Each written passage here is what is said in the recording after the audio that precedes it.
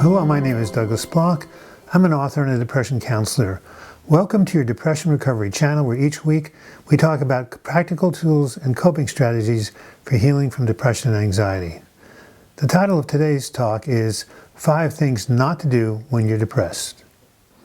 Point number 1, do not try to self-medicate. When a person is suffering from anxiety or depression, he wants to get out of his pain. One way to do so is to take mood-altering drugs. Depressed people like stimulants. People who are anxious like downers or depressants. In either case, this result is only temporary, and the tendency of a person to turn to drugs or alcohol to improve one's mood is called self-medication.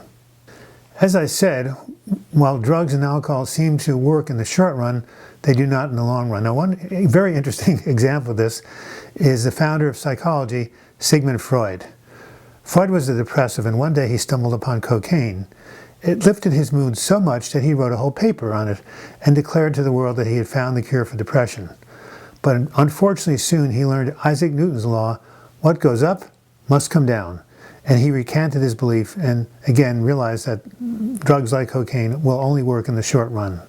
Freud soon learned what modern science tells us, that it takes more and more of these substances to get the same effect because the brain adapts to them.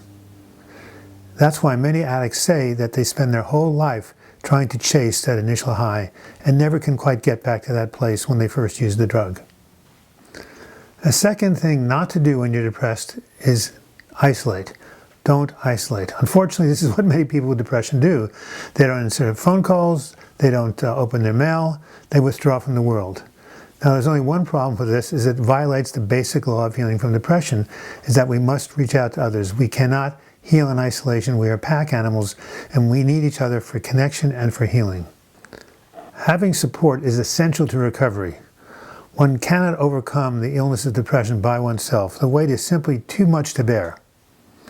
When I see people trying to beat it by isolating, trying to beat depression by isolating, they inevitably fail. This is why in my book, Healing from Depression, the second principle of recovery I state is reach out to support with others. Conversely, when people take the risk and reach out for support, they open themselves up to a healing force greater than any known drug. Point number 3, don't make any big decisions when you're depressed. As we said in a previous video, depression blocks one's intuition and hinders the decision-making process.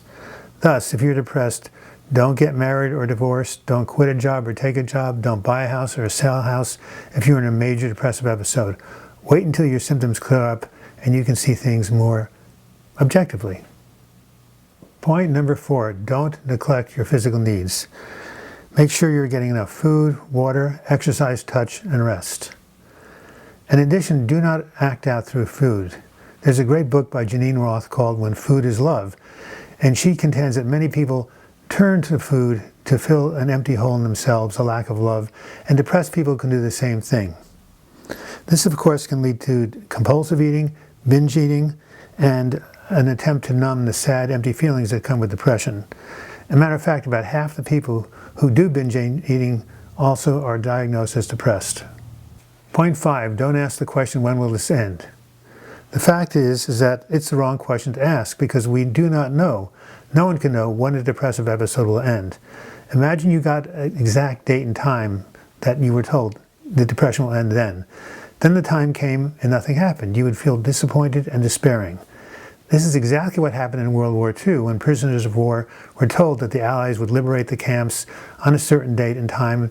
When that did not happen, they became despairing and they gave up their will to live.